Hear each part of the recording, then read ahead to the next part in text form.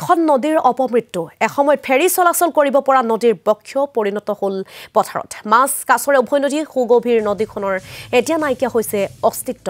ধেমাজিৰ চিচি নৈৰ অপমৃত্যুক লৈ উদ্বিগ্ন হৈ পৰিছে প্ৰকৃতি প্ৰেমিক ডিব্ৰুগড় দিহিংমুখলৈ ফেৰী চলাচল কৰিব পৰা নাই নদীখন এতিয়া অস্তিত্বহীন হৈ পৰিছে ব্ৰিটিছ আমুলত চিচি নৈ কেন্দ্ৰ কৰি ধেমাজিৰ ব্যৱসায় বাণিজ্যৰ প্ৰসাৰতা হৈছিল কিন্তু বিগত কেইবছৰমানৰ পৰা তৰাং হৈ পৰা নদীখন এতিয়া পৰিণত হ'ল পথাৰত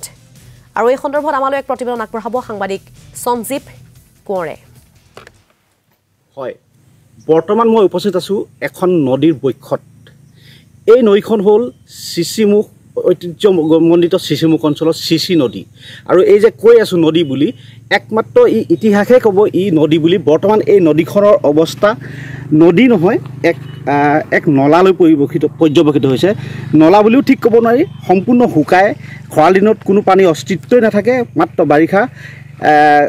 এক জুৰি সদৃশ হৈ বৈ থাকে কিন্তু এসময়ত এই নদীখনৰ বক্ষইদি ব্ৰিটিছৰ দিনত বেহা বেপাৰ চলিছিল উত্তৰ অসমৰ বেহা বেপাৰৰ মূল ঘাটি আছিল এই নদীখনেদি এই নদীখনৰ কেন্দ্ৰ কৰি পাৰ আঁৰত গঢ় লৈ উঠিছিল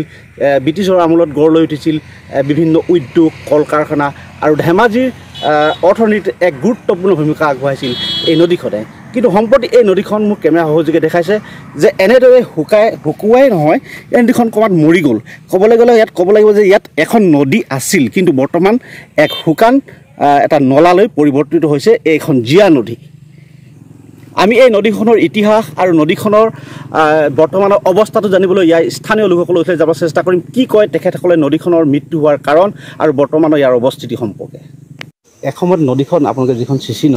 নদীখন কি পৰ্যায়ত দেখিছিলে আপোনালোকে চিচি নদীখন আদিম যুগৰ পৰাই হিমালয়ৰ পৰা বগাই অহা চিচি নদীখন বিষ্ণুৰ চিমেণ্ট হৈ চিৰিকৈ বৈ অহাৰ কাৰণে ইয়াৰ নাম চিচি নৈ বুলি নামাকৰণ থাকিল এই নৈখন চলি থকাত যথেষ্ট গভীৰতা আছিল বহু জেগাত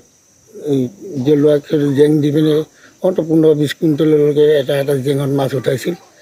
তেনেকুৱা ধৰণৰ মাছো আছিল যথেষ্ট এতিয়া নৈখন ক্ৰমান্বয়ে বন্ধ হৈ গ'ল প্ৰায় 93 মানৰ পৰা ক্ৰমান্বয়ে এইফালে বন্ধ হৈ আহিছে এতিয়ালৈকে একেবাৰে শূন্য বালি হৈ গ'ল আৰু নৈখনৰ একো চিন-চান নাইকিয়া হ'ল এসময়ত এই নৈখনেদি জাহাজ আহিছিলে বা মেচিন আহিছিলে কি হৈছে কথা কি দেখিছিলে আপোনালোকে মেচিন আহিছিল ধেমাজি বা কিছুমান মাল ধান মাহ সৰিয়হ ডিব্ৰুগড় নিবৰ কাৰণে হাত নাৱৰ নিব পৰা ব্যৱস্থা যায় বতৰ বাঙাল মাৰি হৈ ওলাই বুঢ়ীহুটি হৈ ওলাই গৈ পিনে ডিব্ৰুগড় পায় সেইটো চলাচল আছিল মাঝি আছিলে মাঝি নাও 15-20 জনলৈকে নাৱৰীয়া থাকে 700-800 মনীয়া নাও সেই তেনেকৈ অনা নিয়া কৰিছিল এতিয়া সেইবিলাক সম্পূৰ্ণ বন্ধ হৈ গৈছে এখন ক'ব লাগিলে এখন জীয়া নদী এতিয়া মৰিল আপোনালোকৰ নৈ পৰিয়া হিচাপে ওচৰ পাজত থকা মানুহৰ অনুভৱটো কেনেকৈ যথেষ্ট কষ্ট হৈছে সকলো সম্প্ৰদায়ৰে কষ্ট হৈছে সেই নৈখন চলি থকাৰ উপাৰ্জনো হৈছিল আৰু মৎস্যজীৱীসকলৰ কাৰণে মাছ হৈছিল এতিয়াতো সেইবিলাক সঞ্জীৱ কোঁৱৰ এই সন্দৰ্ভত এক প্ৰতিবেদন আগবঢ়োৱাৰ বাবে আপোনাক ধন্যবাদ জ্ঞাপন কৰিছোঁ।